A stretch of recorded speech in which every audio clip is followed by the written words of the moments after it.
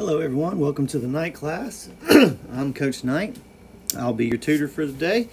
Today's lesson we're talking about the characteristics of exponential functions and graphs. So let's get right into it. First thing, what does the graph of an exponential function looks like?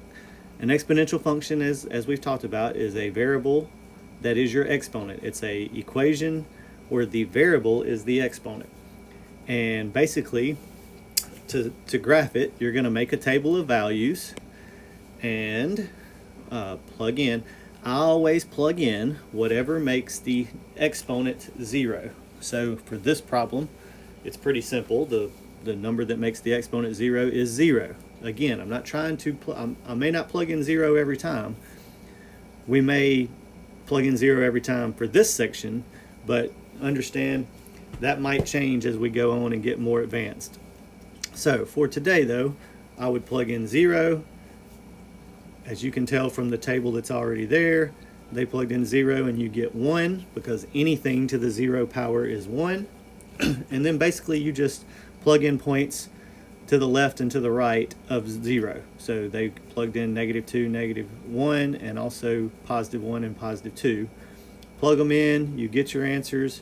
You see these points over here, you get -2, 0.25, -1.5, 0, 1, 1, 2, 2, 4, and 3, 8. And basically it's just like a kind of a ramp. Now I want you to understand this graph looks like it goes to 0 going to the left, okay? It says right here, as x values approach -infinity, that's a fancy way of saying as x gets small, y values approach 0. It's very important that you understand they never cross 0. They only approach it, okay? They don't even get to 0 because basically what you're doing is getting 1 over a really large number, okay? You will never actually get 0. You can't get 0 when you're talking about exponents, okay? There's no way. The only way to get 0 from an exponent is if you're taking 0 to some power. That's the only way. Otherwise, it is impossible to get 0. Now, y values approach 0 as x goes to the left. As x goes to the right, y just keeps getting bigger, and it gets bigger fast. So some of the things you need to look at, the y-intercept is 1, and this line, this x-axis, or the y equals 0 line, is what's called an asymptote. And basically an asymptote is a line that the graph will keep getting closer and closer to, but it doesn't ever actually reach it. So that's what graphs look like that are exponential functions. They'll either be going up really fast or they could be going down really fast. It just depends. So let's try another one. Let's see, part B says, what are the characteristics of the graph f of x equals 2 to the x power? Well, we've talked about those, some of us. It is continuous, okay, between the x values shown. The domain is all real numbers. You can plug in anything for x. The function gets closer and closer to the x, but never quite reaches it. When a function approaches a line in this manner, the line is called an asymptote. We just talked about that. So there's an asymptote at y equals 0. It will never cross y equals 0. And understand y equals 0 is the equation for the x-axis. The range is y is greater than 0. Okay, notice it doesn't say the y is equal to 0 because, again, it will never get to 0. So let's try another one. It says identify the key features of the function f of x equals b to the x for b equals 2 and b equals 1/2. So if I come over here and I plug in b, or in this case, let's just say 2, because b is 2, to the square power, or excuse me, that's incorrect, to the x power. And as you can see, there's my graph. We just graphed it, okay? The second one, they want it to be 2 or 1/2 to the x power. So 1/2 to the x power. That's not a power. There we go.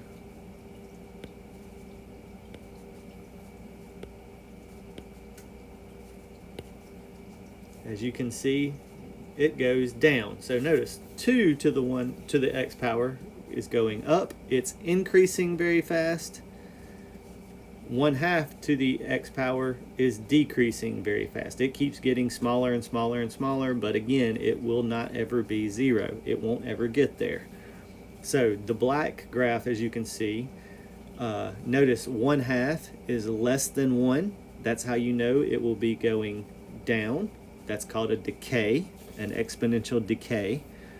2 is greater than 1 and it is going up. That's called an exponential growth.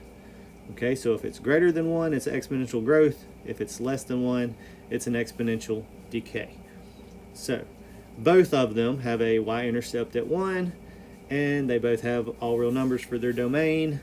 But like I said, the range is just going to be y is greater than 0 for both. All right, let's try something else. Here we go.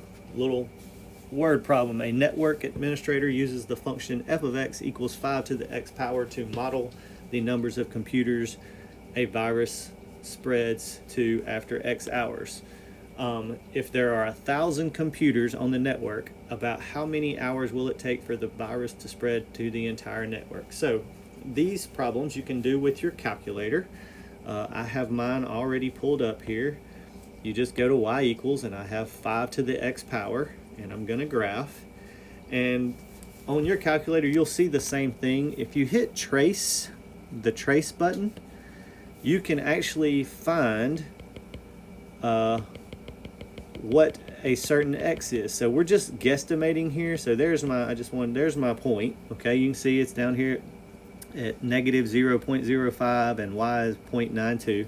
So I want to know what is x when y is around 1,000. So I might not get to exactly 1,000, but the problem just wants to know about how long will it take. So I'm at 192 right now, and notice I keep the way I'm moving it, I'm moving my left and right arrow. Okay, you have to hit trace first and then move your right arrow to the right, and your cursor will keep going right. Now you can't see it anymore, but it's still going. I'm up to 468. Now I'm at 731. If I hit right one more time, I'm at 1,142. So remember, they want to know how long would it take to get to 1,000.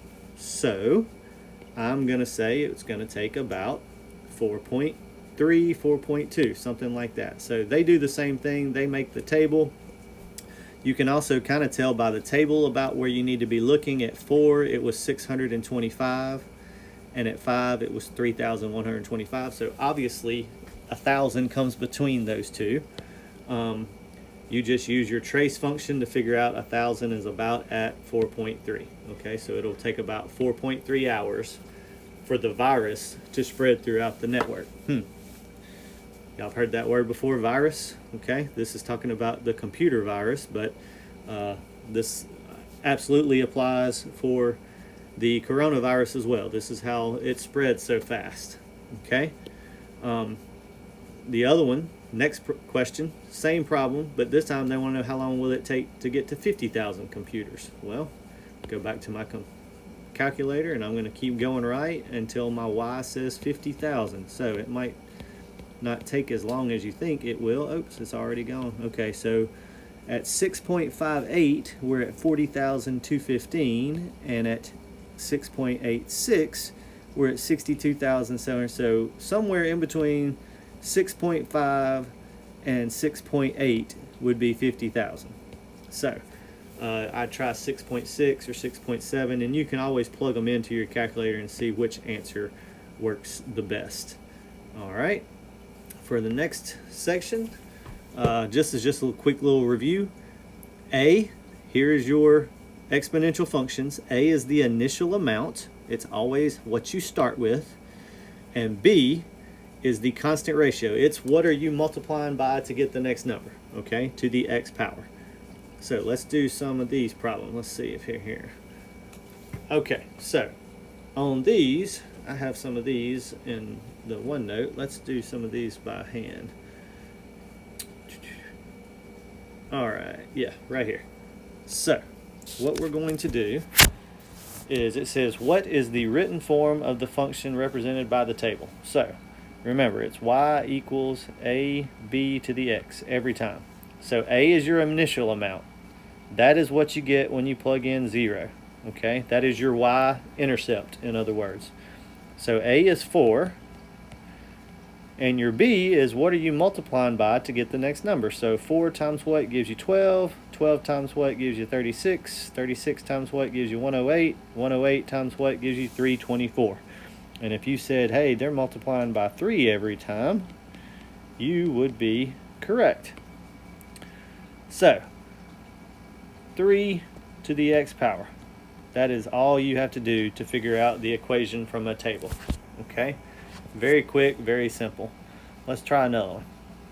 Same thing. They didn't give us a table this time. They gave us a graph, but it's the same as a table. Okay? You have 0, 128, 164, 232, 316, 48, 54. So again, y equals a times b to the x. Again, a is how much you start out with. B is what are you multiplying by. So I'm starting out with 0, 128, so 128 times what is happening to 128 to get 64. Well, I believe we divided it by 2. Isn't 128 divided by 2 64? And then 64 divided by 2 is 32. And 32 divided by 2 would be 8. And 8 divided by 2 is 4.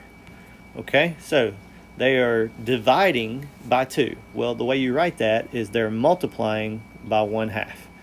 You never want to put a dividing. You always want to put multiplying by a fraction. Okay, notice the graph keeps getting smaller. It's going down. That's how I know in the b has to be. The b has to be less than 1. Okay, it has to be a fraction. So let's try some more. 3 and 4 says write an exponential function for each set of points. Again, very simple. Y equals a times b to the x power. The initial point is 0, 3, so my a is 3. What are they doing to get the next points? Let's see here. 3 times what gives you 12? 4. 4 times 12 is 48. 48 times 4 is 192. So b is 4. And that is exponential growth. All right.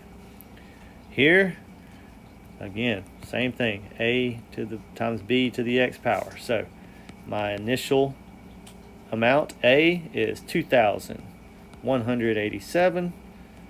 B, what are they doing to get 729? So let's see here. 2,000, I'm going to put this in my calculator. 2,187 divided by 729 is 3. 729 divided by 243 is also 3. So it looks like they're dividing by 3. But remember, you're not going to put divide by 3. You're going to say multiply by 1/3. That is how you divide by 3 in exponential functions. So again, the first one, number 3 up here, A, 3, 12, 48, 192, 768. The numbers are going up, so it is exponential growth.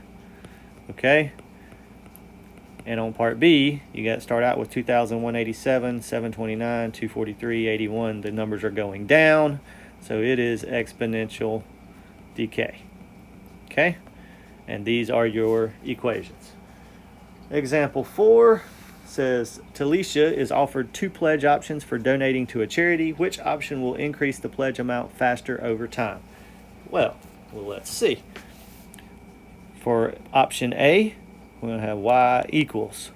It says $100 for the first week, and each week after that amount increases by $25. So we have $100 for the first week plus $25 each additional week.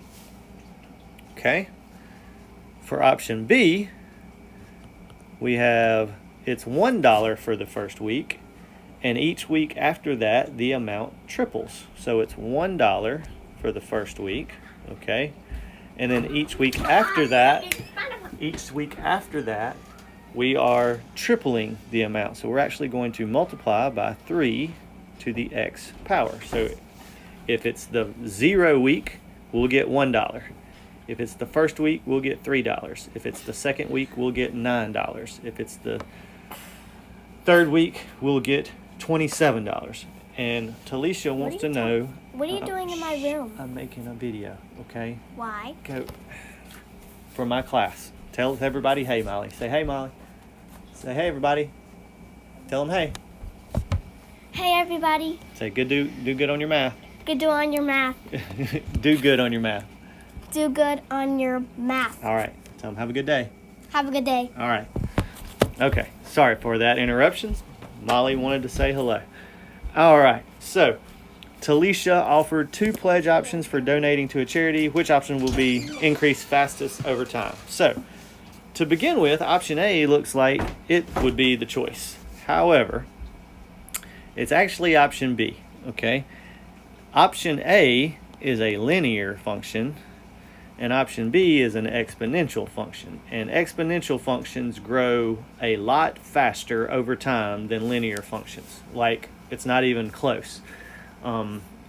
This is why if you can ever convince your parents into giving you, say, like maybe a penny to start off with every 2 days for your allowance, and double it every 2 days, by the end of the year, you'll own them. You'll there's no telling how much money. You'll probably be a millionaire by the end of the year, a few times over. So always go with the exponential equation if you want to know how fast something is going, or you want something to increase the fastest amount it can. All right.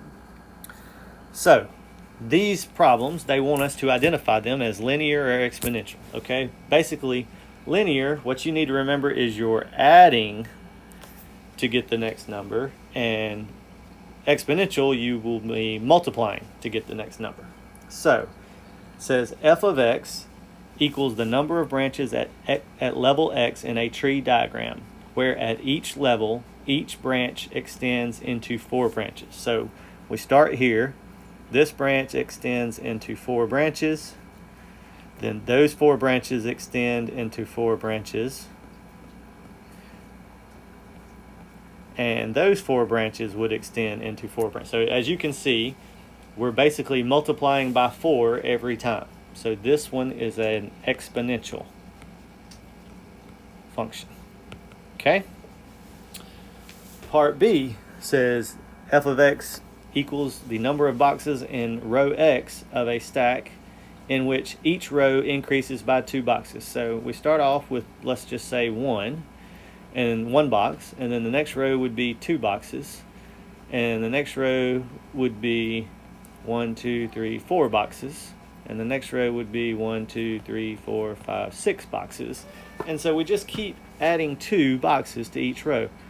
That's adding, okay? It's increasing, but that's adding, so that is linear. Okay? I miss working with you guys. I hope to see you soon. Hopefully I will be there on Tuesday. Do the best you can on your computer work today. If you have any questions, feel free to send me a message. Other than that, have a great Labor Day weekend, and enjoy your work on your computer. Hope y'all have a great day and stay above the line.